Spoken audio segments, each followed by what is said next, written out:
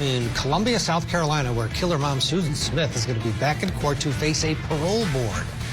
She's seeking release from prison after she was sentenced to life back in 1995 for killing her two young sons, 3-year-old Michael, 14-month-old Alex. They were strapped into their car seats when she drove her vehicle into a lake. This was a case that had national attention. She initially claimed the boys were victims of a carjacking and an abduction, later admitted to the whole thing, letting the car roll down the boat ramp into the lake with the boys inside. Coverage tomorrow begins 8 o'clock Eastern Time with Julie Grant. She'll be live from South Carolina, and we will be right back. I want to say how very sorry I am.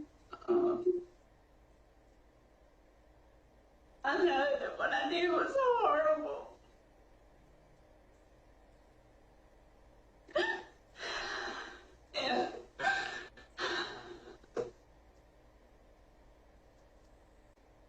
And I would give anything if I could go back and change it. Today, the committee made the right decision and denied her parole, at least for another 2 years. I miss them very much, and I love them very much. And I will be here every 2 years going forward. Susan Smith's parole hearing was today, and they have made a decision. Did she get out of jail after 30 years after she took the lives of her own two children and was convicted on that in 1995? Now, she had a couple of people speak on her behalf, but as far as the little babies, Alex and Michael, they had an entire family show up, including their father, who was married to Susan at the time, and his new wife, and their little sister, and the entire aunts and uncles, and just really a rally of support for justice for these little boys. They did not want her to get out. After almost an hour of testimony between everyone, the parole board came to a decision, and they denied Susan's parole. They denied her parole, so she will not be getting out of jail anytime soon. But starting from here on out and forevermore, every 2 years, she gets to come up to the parole board again. Now, I hope that forevermore, she will never get out of jail for what she has done. But that doesn't overlook the fact that her family has to go through it now every 2 years. But for now, justice for those little boys continues. What do you think? Make sure you let me know, and make sure you bookmark this so you can find your way back. I think,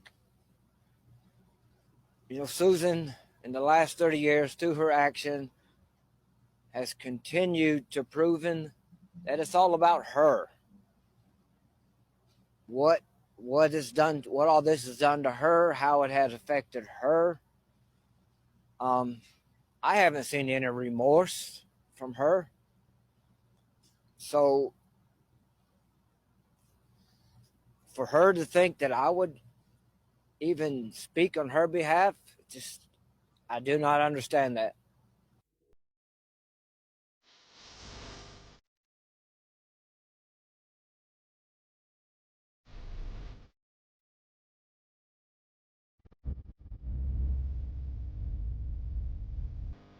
I am so haunted by this story. I've never forgotten it. I have been waiting 30 years for this moment. But I wanted to get your thoughts on the community reaction, how people feel there. It's next level. I mean, everybody lived it here and was just terrorized by it and has tried to put it out of their mind, and now here it is again. And the parole hearing is happening. It's tomorrow morning, 9 a.m., where I am in Columbia, South Carolina. 400 people actually have written letters to this parole board saying, please do not let this woman out. Whatever you do, do not let this woman out. The prosecutor's, he's been torn up about it. This is a little bit of what he told me today, Ash. I think they did well was they worked the public opinion, i.e. the jury pool, and it kind of transformed from Susan Susan the monster to Susan the victim. Ironically, the sheriff in Union was also Susan Smith's godfather. which I'll give credit may be in part, helped with the confession part. But they gave her a legal pad, and I ended up with the quote confession that says, "It's the worst day of my life. Somebody I loved didn't love me. I sunk to my lowest when I let the car roll down the ramp without me." That leaves out a lot of detail. So we ultimately did the testing of the vehicles to determine how long did it float, how did she have options. Life imprisonment, 30 years to life. And now that's different, but at that time, that's what counts. I understand that.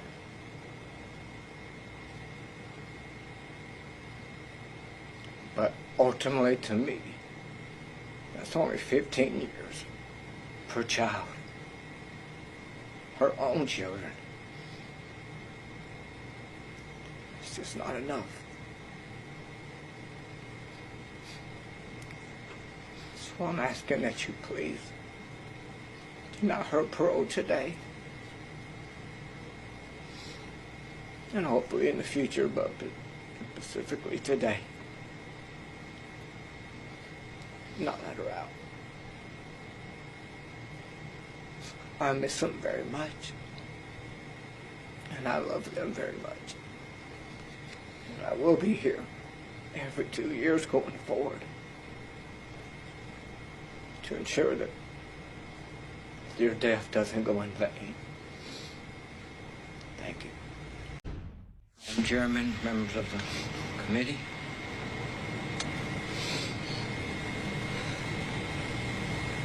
It's been a tough 30 years. I'm not here to speak about what she's done in prison. You all have the records and accounts of all that. I'm just here to advocate on Michael and Alex's behalf and as their father.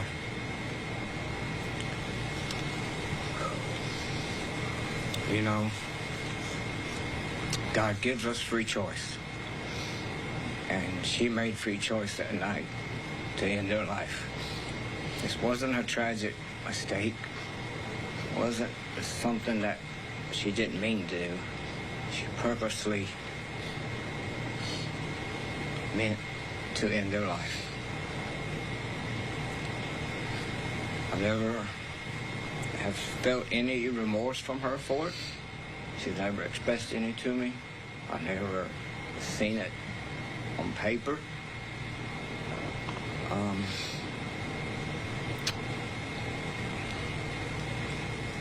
No, you've heard, she changed my life for the rest of my life that night.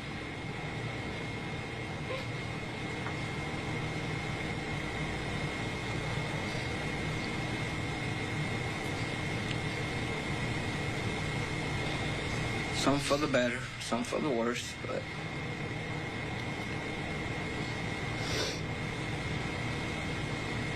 what she did, not only to Michael and Alex,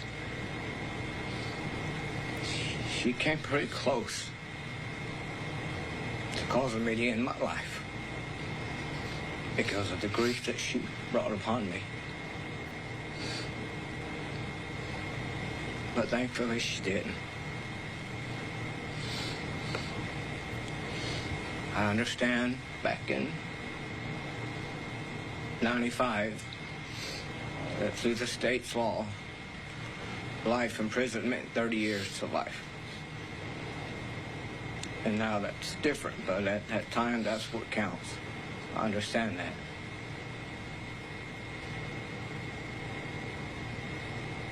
But ultimately, to me, that's only 15 years per child.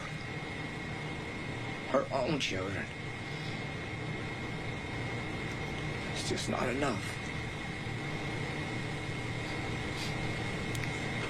So I'm asking that you please deny her parole today. And hopefully in the future, but specifically today. Not let her out. I miss them very much. And I love them very much. But I will be here every 2 years going forward to ensure that your death doesn't go in vain. Thank you. Thank you so much, Mr. Smith. Prosecutor who helped convict her is reacting to the parole hearing in a new Fox Nation series that's hosted by Judge Jeanine Pirro. Is she ready to return to society? And by looking at her institutional record of disciplinary actions, it's no way that I believe she would make parole. Since Susan has been incarcerated, I always say her behavior has proved the fallacy of the jury's thought that she would sit and be remorseful. I think she's remorseful for how it affected Susan. The parole board is not expected to announce its decision during today's hearing. Steve, over to you. I remember that case well. Growing up in South Carolina, I was in high school. Absolutely. All right.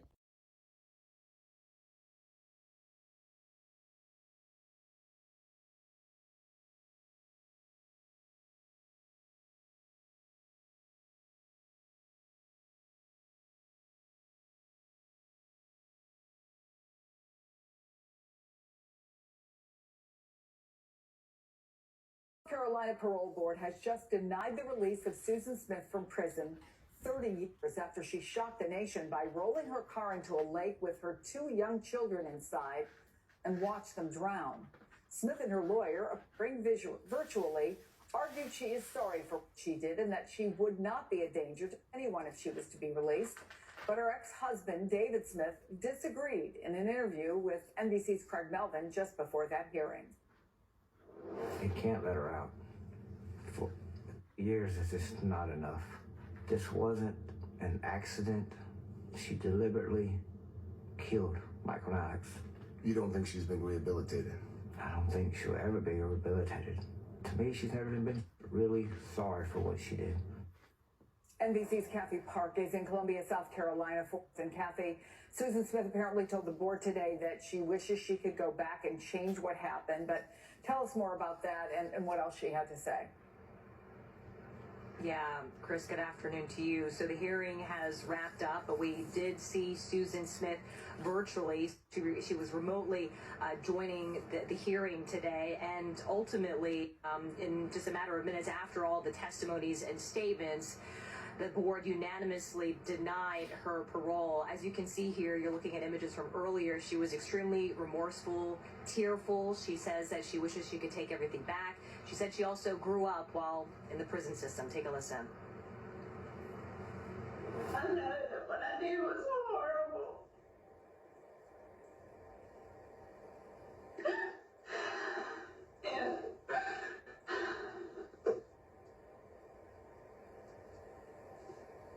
And I would give anything if I could go back and change it. And I love Michael and Alex with all my heart. And Chris, in addition to Susan Smith's testimony, we also heard from her attorney saying that his client has improved during the time that she was in prison, went through a lot of rehab programs and said that she would no longer be a threat to the community. There was also a reverend who spoke on her behalf, saying that he wrote to her weekly and believes that she holds the grief of her actions 30 years ago. Meanwhile, as you mentioned, we also heard from victims that included her ex-husband, David Smith, and you could just see the grief. It's still visible 30 years later. He was surrounded by friends and family, also the original prosecutors in the case, and all of them, if you see there, they had photos of the young boys pinned to their clothing. So obviously a very difficult day in the courtroom today. And we should also note that the way that the law is set here in South Carolina, Susan Smith is up for parole 2 years from now. Chris? Kathy Park. To move Danny. And he said, well, yes, if that's what the family wants, we can move Danny. So I went back and told my brother. Said, you know, David wants the boys to be next to their uncle. Would you have a problem if we moved Danny?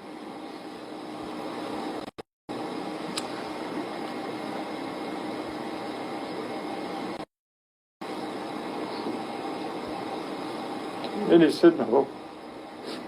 So If you go out to the cemetery, you'll find that Danny and the boys are side by side. Y'all already know the world just keeps on turning, and today is no exception. Let's get into today's story. Susan Smith denied parole 30 years after taking the life of her 2 sons. Do y'all remember this story from back in the early 90s? So this is Susan Smith and her then husband at the time. Susan busted onto our TV screens in 1994, telling the world that she had been carjacked by a black man and that this man then kidnapped her 2 children who were in the car at the time. So a nationwide manhunt ensues, and there is a sketch artist brought in to take pictures of this alleged black man who carjacked Susan Smith and took her children.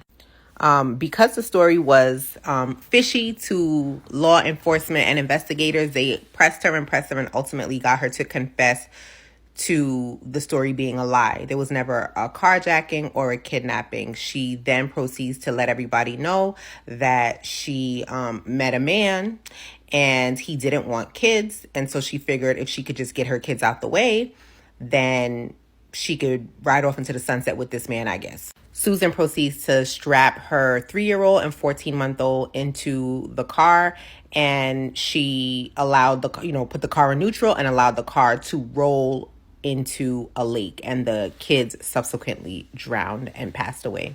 Susan was given a life sentence, and so far she's done like 30 years or something to that effect, and she tried to go up for parole, child. She was unanimously denied parole, and her now ex-husband, he's remarried to somebody else all these years later, but he even came on the scene and was like, absolutely not. She does not need to be paroled. There's nothing in her that is contrite or remorseful or rehabilitated or any of those kind of things. And so, it was interesting, very interesting.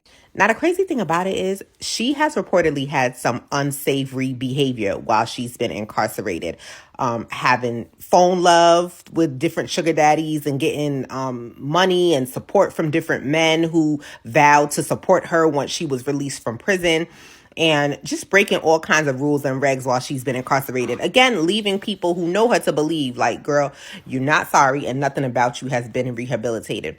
The other interesting thing is she was a mere 23 years old when she did this. Like, at this point, she is a 23-year-old. And so, only God truly knows what goes through people's minds when they do stuff like this, but I don't know. I'm gonna have to go on ahead and agree with the parole board on this one. Like, Susan, come on, girl. You ain't give them boys a chance at life. You need to stay under the jail.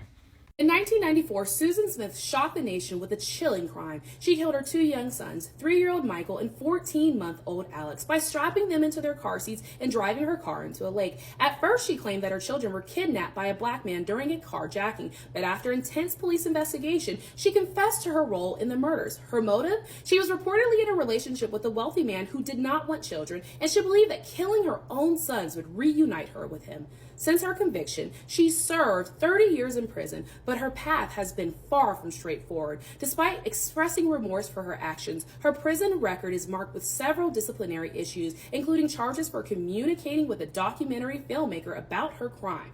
These infractions have raised questions about her readiness for parole. Her ex-husband, David Smith, the father of her victims, has been vocal in his opposition to her parole. He insists that 30 years is insufficient for the lives that she took, arguing that she is not truly sorry for what she did. He, along with other family members and concerned citizens, opposed her release with hundreds of letters sent to the parole board expressing similar sentiments. During her testimony before the parole board, she pleaded for mercy, invoking her Christian faith and claiming that she has been forgiven by God. However, she faces an uphill battle as parole is rarely granted to violent offenders, and the parole board's track record for such cases is low. The likelihood of her parole is uncertain, with many considering the severe nature of her crime too much to forgive. As the board deliberates, the public remains divided. Is Susan Smith truly remorseful, or is her plea for parole another act of self-preservation? What do y'all think? Should she be given a chance at freedom after 30 years, or is justice better served by keeping her incarcerated?